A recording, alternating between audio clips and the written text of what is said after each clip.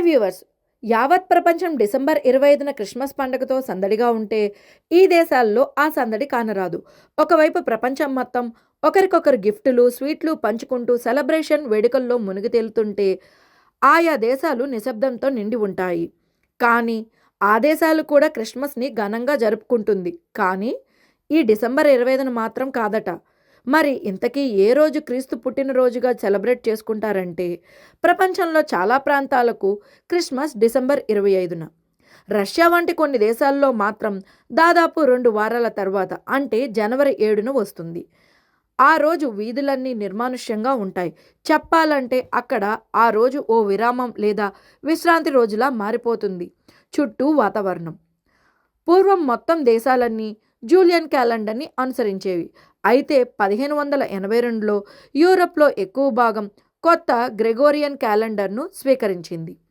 Leap ఇయర్ని జోడించడంతో 2 క్యాలెండర్లలో రోజులు, తేదీల అమరికలో తేడాలు వచ్చాయి. అయితే కొన్ని దేశాలు మతపరమైన ఆచారాల నిమిత్తం పాత క్యాలెండర్నే అనుసరించాలని నిబంధనను ఏర్పరచుకున్నాయి. దీంతో ఈ 2 క్యాలెండర్ల మధ్య మతపరమైన వేడుకలు జరుపుకునే విషయంలో వ్యత్యాసం ఏకంగా 15 రోజులకు పైగా ఉంటుంది. కాబట్టి కొత్త క్యాలెండర్ని స్వీకరించిన దేశాలు డిసెంబర్ 25న క్రిస్మస్ను జరుపుకుంటే పాత క్యాలెండర్ని అనుసరించి జనవరి 7న జరుపుకుంటాయి. అలా రష్యా డిసెంబర్ 25న ఎలాంటి వేడుకలు నిర్వహించదు. న్యూ ఇయర్ సెలబ్రేషన్స్తో పాటు క్రిస్మస్ వేడుకలను జరుపుకుంటుంది. ఆయా దేశాలన్నీ అధికారికంగా రోజువారీ వ్యవహారాలకు గ్రెగోరియన్ క్యాలెండర్ను ఉపయోగిస్తుండగా మతపరమైన వేడుకలకు జూలియన్ క్యాలెండర్ని అనుసరించడం విశేషం. అంతేకాదండోయ్, రష్యా వంటి దేశాల ప్రజలు రోజంతా ఉపవాసం ఉండి సాయంత్రంలో ఆకాశంలో నక్షత్రాన్ని చూసి మాంసాహారంతో విందును ఆస్వాదిస్తారట. యేసుక్రీస్తు పుట్టుకను ఈస్టర్న్ ఆర్థోడాక్స్ దేశాలు డిసెంబర్ 25వ తేదీన జరుపుకోవు.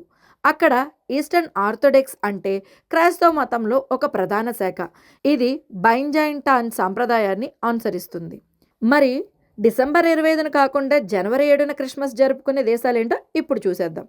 రష్యా, ఉక్రెయిన్లోని కొన్ని చర్చిలు, సెర్బేరియా, జార్జియా, బెలారస్, మాల్దోవా, మాంటెనెగ్రో ఇలా తదితర దేశాలు జనవరి 7న క్రిస్మస్ను సెలబ్రేట్ చేసుకుంటాయి. ఈ వీడియో కనుక మీకు నచ్చినట్లయితే లైక్ చేయండి, షేర్ చేయండి. ఇలాంటి ఇంట్రెస్టింగ్ వీడియోస్ కోసం మా ఛానల్ సబ్స్క్రైబ్ చేయడం మర్చిపోకండి.